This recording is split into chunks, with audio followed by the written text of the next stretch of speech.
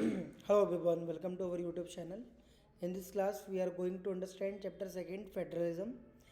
First of all हम सबसे पहले फेडरलिज्म की मीनिंग समझ लेते हैं. फेडरलिज्म को हिंदी में हम संघवाद कहते हैं, राइट, जहाँ पर सभी के बीच पावर शेयर कर दी जाती है. ठीक है, सभी के बीच पावर शेयर कर दी जाती है, उस चीज़ को हम फेडरलिज्म कहते हैं. नाउ टाइप्स ऑफ गवर्नमेंट देख लेते हैं हम सबसे पहले कि what are the types of government. तो there are two types of government, एक यूनिटरी, सेकंड फेडरल. अब सवाल ये है कि यूनिटरी टाइप्स ऑफ गवर्नमेंट में क्या है. यूनिटरी टाइप्स ऑफ गवर्नमेंट में government at one level of government रहती है, दैट इज सेंट्रल लेवल, जिसे हम सेंट्रल लेवल कहते हैं. अब इसी के पास सारी पावर है, राइट. हर किसी को कोई ना कोई चीज़ या फिर किसी ऑर्डर पास करने की या किसी चीज़ की, ठीक है ना, इसमें कोई अनदर लेवल नहीं होता. वन लेवल में सेंट्रल लेवल होती है बस. जैसे has all the power can pass order to the state और सबऑर्डिनेट गवर्नमेंट. किसी भी स्टेट को या फिर किसी भी सबऑर्डिनेट गवर्नमेंट के ऑर्डर को पास करने की जो पावर होती है सेंट्रल के पास होती है. ठीक है, and can pass order to the state और सबऑर्डिनेट गवर्नमेंट. कोई भी ऑर्डर पास करना है तो सेंट्रल पास करेगी स्टेट का. स्टेट के पास पावर नहीं है, ये वन लेवल है जिसमें स्टेट के पास कोई पावर ना होना. Can not give order to state government, कोई ऑर्डर गिव ना कराना है स्टेट गवर्नमेंट को, राइट. जैसे एग्जाम्पल यूके, इटली, पोर्टुगल. ठीक है, गवर्नमेंट एट टू लेवल और मोर, दो या दो से ज़्यादा जो लेवल होगा उसे फेडरल लेवल कहते हैं. फेडरल लेवल वो लेवल है जहाँ पर टू और मोर लेवल्स डिस्ट्रीब्यूटेड हो. जैसे फॉर एग्जाम्पल इंडिया में क्या है, गवर्नमेंट के भी दो और दो से ज़्यादा लेवल है. जैसे सेंट्रल, स्टेट, लोकल, एक वर्टिकल लेवल है, एक हॉरिजॉन्टल लेवल है, लेजिस्लेचर, एग्जीक्यूटिव, जुडिशरी, राइट. यहाँ पर सेंट्रल लेवल है और स्टेट लेवल है. सेंट्रल लेवल जो है कॉमन इंटरेस्ट, नेशनल इंटरेस्ट, मतलब पूरे कंट्री को कंट्रोल करने वाला लेवल हो गया. अपनी खुद की पावर है, वो आंसर क्यों दे, सेंट्रल आंसरेबल नहीं है किसी के. बट फेडरल लेवल में स्टेट सबऑर्डिनेट नहीं करता सेंट्रल से, state do not subordinate to the central, ये है federal level. But one level में क्या है, सेंटर ही सारे ऑर्डर पास कर रहा है स्टेट के.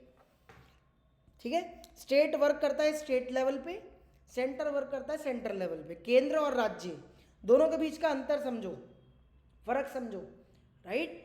तो एक होती है यूनिटरी लेवल्स ऑफ गवर्नमेंट, एक होती है federal levels of government. Unitary level में only one level, that is central, सारे ऑर्डर वही पास करेगी हर लेवल के. स्टेट में वर्क करेगा स्टेट लेवल और सेंटर अलग, बट स्टेट सबऑर्डिनेट नहीं करेगा सेंटर को, right. Looks into the administration of the local administration system भी स्टेट का अपना होगा. Has power of its own for it is not answerable to the centre. ठीक है ना, स्टेट आंसरेबल नहीं होती सेंटर के भाई, क्योंकि सबको सबकी जिम्मेदारी दे दी जाती है, सबकी रिस्पॉन्सिबिलिटीज शेयर कर दी जाती है. For example India, Belgium, South Africa, Australia, यहाँ पर फेडरल लेवल है, फेडरेशन फॉर्म्स ऑफ गवर्नमेंट है, राइट.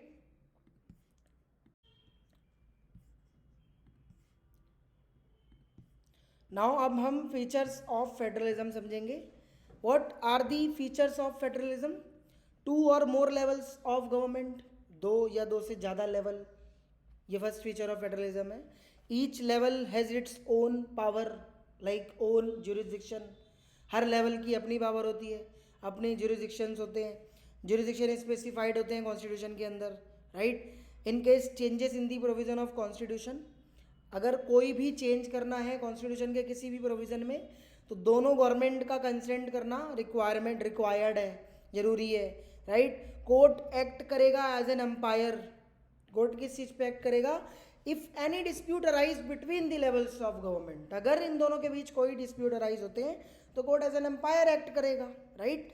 सोर्सेज ऑफ रेवेन्यू भी स्पेसिफाइड होते हैं, right. Every state has its own revenue to look after its welfare, हर स्टेट का अपना रेवेन्यू स्ट्रक्चर होता है.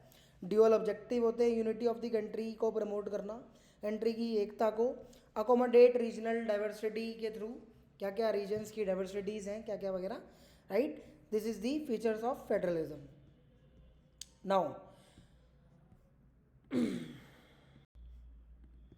Now two routes through which federation have been formed, right. Federation को formed करने के दो रूट्स हैं, दो रास्ते हैं, right. First is coming together, second is holding together, right. And define coming together, define holding together, मतलब पता होना चाहिए. कमिंग टुगेदर का मतलब है independent states come together to form a bigger unit, right. मतलब मान लो कि एक स्टेट है, एक कंट्री है, वो इंडिपेंडेंट है, बड़ी यूनिट के साथ वो एक तरीके से फेडरेशन फॉर्म करे तो वो क्या कहलाएगी, कमिंग टुगेदर, राइट। वो अपनी सोवरेनिटी को पुल करेंगे, retain their identity, right, increasing security को बढ़ाएंगे, and all the state have equal powers. Coming together में हर स्टेट की पावर इक्वल होती है, like for example USA, Switzerland, Australia.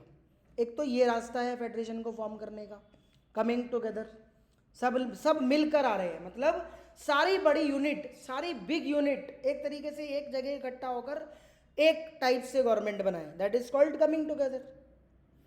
अब मैं होल्डिंग टुगेदर की बात करूं तो लार्ज कंट्री डिसाइड करती है कि हर स्टेट को डिवाइड कर लेते हैं यूनियन ऑफ स्टेट्स में। मान लो एक बड़ी कंट्री है, फॉर एग्जांपल इंडिया, हर स्टेट में डिवाइड कर लें, एंड एक तरीके से central government tend to be more powerful, but holding together में सेंट्रल गवर्नमेंट को मोर पावरफुल बोला गया है as compare to the state. But इतना ध्यान रखना, होल्डिंग टुगेदर में सब डिवीजन हो जाता है स्टेट्स का, कमिंग टुगेदर में इकट्ठे हो जाते हैं सारे state, right. For example India, Belgium, Spain, this is the example of holding together, right. अब मैं डिस्ट्रीब्यूशन ऑफ लेजिस्लेटिव पावर्स की बात करूं कि लेजिस्लेटिव पावर्स की डिस्ट्रीब्यूशन कैसे है। 3 लिस्ट आती हैं total, union list, state list, concurrent list. Union list में सेंट्रल नेशनल लिस्ट होती है, subject of national importance interest, जिसमें नेशनल की इंपॉर्टेंस के सब्जेक्ट देखे जाते हैं। नीड्स अ यूनिफॉर्म पॉलिसी, कुछ यूनिफॉर्म पॉलिसी की ज़रूरत होती है इसमें। Through out can make the country, जो कि पूरे कंट्री के लिए बनाई जाती है पॉलिसी, जो पूरे कंट्री की पॉलिसी होती है उसे हम नेशनल यूनियन लिस्ट में देखते हैं। Union government alone can make laws, जो भी यूनियन गवर्नमेंट होगी वो कुछ कानून बनाएगी, वो यूनियन लिस्ट की कैटेगरी है। लाइक रेलवे से रिलेटेड बेस्ट एग्जांपल है, रेलवे पूरे कंट्री का है, राइट। सेकंड आएगा स्टेट लिस्ट। स्टेट लिस्ट मतलब state local, importance of state government can alone make laws, जो ओनली स्टेट की होगी, जैसे पुलिस, हर स्टेट की डिफरेंस है, डिफरेंट है मतलब, राइट। कॉन्करेंट लिस्ट मतलब ऐसी चीज़ें जो सेंट्रल और स्टेट दोनों के लिए बनाई जाती है, राइट। मान लो कन्फ्लिक्ट भी होते हैं तो भी रिजॉल्व होंगे, लाइक एजुकेशन, ऐसी चीज़, एक ऐसी सब्जेक्ट लिस्ट जो कि सेंटर और स्टेट दोनों की होगी, that is called concurrent list, right. Now defence भी एग्जांपल है, एग्रीकल्चर भी एग्जांपल है, मैरिज, ठीक है। अब रेजिडरी सब्जेक्ट में कंप्यूटर्स आते हैं, subject that do not fall in any of 3 list. ये सब्जेक्ट जो है तीनों लिस्ट में नहीं होते। Law of union government will prevail, right, तो एक रेजिडरी सब्जेक्ट भी होती है 4th लिस्ट, ठीक है ना। अब देखो, how is federalism practised, federalism को कैसे प्रैक्टिस किया जाता है। First of all linguistic states हो जाते हैं, लैंग्वेज पॉलिसीज होती है, मतलब हर स्टेट को रिकॉग्नाइज करो लैंग्वेज के बेसिस पे, लिंग्विस्टिक बेसिस पे, राइट, स्टेट क्रिएट करना। दूसरा, लैंग्वेज की पॉलिसी होना चाहिए, बट लैंग्वेज की पॉलिसी का ऑब्जेक्टिव ये नहीं है कोई एक भाषा ही हो ऑफिशियली, हर किसी के लैंग्वेज की पॉलिसी को ऑप्ट करना है। तो पहले हम लिंग्विस्टिक स्टेट्स को डिवाइन कर लेते हैं। People who spoke the same language lived in the same state, लोग जो है एक ही लैंग्वेज बोल रहे हैं एक स्टेट में होके, वो लिंग्विस्टिक स्टेट है, ठीक है। जैसे साउथ इंडिया में अपनी भाषा है सबकी, वो वहाँ पर रहते भी हैं और एक भाषा बोलते भी हैं, right. Some states were created, कुछ स्टेट क्रिएट भी हुए हैं, but not on the basis of language, अपने लैंग्वेज के बेसिस पे क्रिएट नहीं हुए, बट एग्जैक्टली वो स्टेट क्रिएट हुए हैं लेकिन अपनी लैंग्वेज के बेसिस पे नहीं हुए। फिर आपके मन में थॉट आया, सर किस बेसिस पे हुए, right. But to recognize difference based on culture, ethnicity और ज्योग्राफी, बट वो रिकॉग्नाइज कर दिए गए उनके कल्चर के बेसिस पे, उतनी उनकी एथनिसिटी के बेसिस पे या फिर geography, right.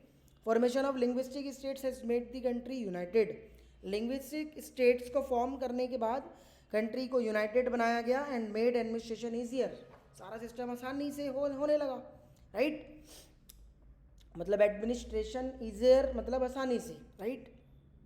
Now language policy मतलब did not give status of national language, इसमें नेशनल स्टेट लैंग्वेज को स्टेटस को गिव कराने का कोई ऑब्जेक्टिव नहीं है, कोई एक लैंग्वेज का to any one language, but हाँ फ्लेक्सिबिलिटी इज शोन, फ्लेक्सिबिलिटी दी जाएगी। ऐसा नहीं है कि सिर्फ हिंदी इंग्लिश को हम डोमिनेट कर लें, हिंदी को नेशनल लैंग्वेज बना दें। क्या हम लैंग्वेज पॉलिसी इसलिए बना रहे हैं ताकि हिंदी पूरे नेशनल की लैंग्वेज रहे, बट ये नहीं है, right. The use of English along with Hindi for official purpose agreed, officially Hindi English को हमने एग्रीड किया ऑफिशियली, आप कोई भी एग्ज़ाम देने जाते हो दोनों भाषा में आता है। अभी आपका बोर्ड एग्ज़ाम होगा, हिंदी इंग्लिश दोनों भाषा में आएगा। State to have their own official language, right. But ऐसा नहीं है कि हम उसी को ऑफिशियल लैंग्वेज कर दें। हर स्टेट की अपनी एक ऑफिशियल लैंग्वेज है। जैसे मैं हिंदी की बात करूं, हिंदी भी खुद एक स्टेट लैंग्वेज है, राइट। अब देखो, सेंटर स्टेट की रिलेशंस की बात अगर की जाए तो शेयरिंग रिस्पेक्टिंग ईच अदर, दोनों एक दूसरे की रिस्पेक्ट करते हैं, सबॉर्डिनेट वगैरह ये सब, कोऑर्डिनेट, राइट। अब सवाल ये है कि कोलिजन गवर्नमेंट किसे कहते हैं। Collision government, government form together with 2 और मोर पॉलिटिकल पार्टीज, जब 2 या 2 से पॉलिटिकल पार्टी मिलकर अलायंस बनाएं, दैट इज कॉल्ड कोलिजन, गठबंधन, right. They adopt a common programme को अडॉप्ट करके, राइट। जैसे national party A B C D, इन सब से साथ मिलकर एक गवर्नमेंट बनती है, उसे हम कोलिजन कहते हैं, राइट। डिसेंट्रलाइजेशन आएगा अगला। डिसेंट्रलाइजेशन का मतलब power taken away from centre and state given to the local government, right. कुछ पावर लोकल गवर्नमेंट को भी दे देना, वो डिसेंट्रलाइजेशन है, राइट। कि भाई एक लोकल लेवल पे थर्ड टायर ऑफ गवर्नमेंट बना दो। तो रीज़न क्या है डिसेंट्रलाइजेशन इन इंडिया का? एक तो बड़ी कंट्री है, large country, right. 3 tyre government, local government formed, large number of problems and issues, this is the reason. एक तो बड़ी मात्रा में प्रॉब्लम्स देखी जाती है गांव के अंदर, शहर के अंदर भी देखी जाती है, जरूरी नहीं है कि सिर्फ गांव, इसलिए लोकल गवर्नमेंट का होना जरूरी है। Decentralization, right. Local peoples, better knowledge of local problems, वहाँ के लोकल लोग, राइट। तो ये एक रीज़न है डिसेंट्रलाइजेशन इन इंडिया का। Democratic participation, local self government, 1992 में अमेंडमेंट आया कॉन्स्टिट्यूशनली, जिसमें थर्ड टायर मेड हो गया more powerful, steps taken to make 3 tier more powerful. Third tier government को एक बना दिया गया, फॉर्म कर दिया गया as more powerful, right.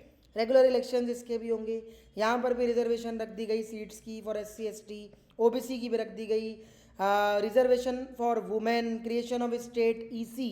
Election commission ने भी ये चीज़ कर दी रिकॉग्नाइज कि यहाँ पर भी इलेक्शन कंट्रोल होंगे।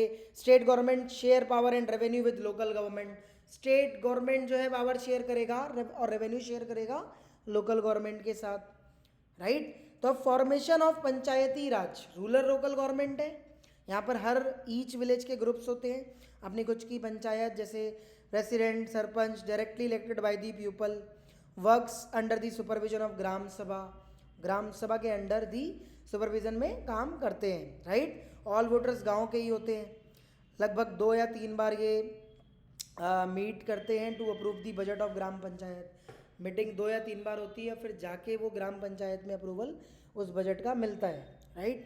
अब चलिए हम डिस्ट्रीब्यूट कर लेते हैं कि एग्जैक्टली गांव में मतलब लोकल गवर्नमेंट को किस नाम से जाना जाता है और शहर में किस नाम से जाना जाता है। अगर मैं रूरल लेवल की बात करूं तो एक विलेज लेवल है, एक ब्लॉक लेवल है, एक डिस्ट्रिक्ट लेवल है, राइट। ये rural level of local government है। विलेज लेवल में ग्राम पंचायत होते हैं, group of village panchayat, right, formed by Gram Sabha. किसके थ्रू फॉर्म्ड होते हैं? ग्राम सभा के थ्रू, विलेज असेंबली भी कहते हैं। यहाँ का हेड प्रेसिडेंट और सरपंच होता है, ठीक है। ब्लॉक लेवल में पंचायत समिति फॉर्म होती है, पूरी पंचायत की पूरी ऑर्गेनाइजेशन समिति। मैनी ब्लॉक कॉन्स्टिट्यूट अ जिला, कई ब्लॉक यहाँ पर कॉन्स्टिट्यूट है, इलेक्टेड बाय पंचायत मेंबर। अब यहाँ पर आपने एक डिफरेंस देखना है, ब्लॉक लेवल में इलेक्टेड बाय पंचायत मेंबर है, राइट।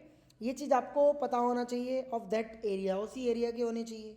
ब्लॉक पंचायत में प्रेसिडेंट और BDO ये हेड है, राइट। अब डिस्ट्रिक्ट लेवल में जिला परिषद कहते हैं, इसके अंदर इलेक्टेड मेंबर्स जो होते हैं members of Lok Sabha and MLA, यहीं के होते हैं, तो MLA होगा या फिर MP, ठीक है, लोकसभा के MP, ये जिला डिस्ट्रिक्ट लेवल के होते हैं मेंबर्स इलेक्टेड, राइट। और यहाँ का हेड जो है MLA होता है और MP, ठीक है। तो नाउ अगेन डिस्ट्रिक्ट लेवल को मैं समझा देता हूँ। डिस्ट्रिक्ट लेवल जिला परिषद है जो कि फॉर्म्ड बाय इलेक्टेड मेंबर्स, जो भी इलेक्टेड मेंबर्स हैं उनके through, and have members of Lok Sabha and MLA जिला पर्सन, ये हेड होते हैं, right. Is that clear? Now अब मैं लोकल गवर्नमेंट अर्बन एरिया की बात करता हूँ। तो यहाँ पर MCD इलेक्शंस होते हैं, आपने सुने होंगे, municipal corporation of development. Municipalities towns, छोटे मोटे अगर टाउन्स हैं वहाँ भी हो रहे हैं, हेड चेयरपर्सन भी होता है, हेड मेयर भी होता है।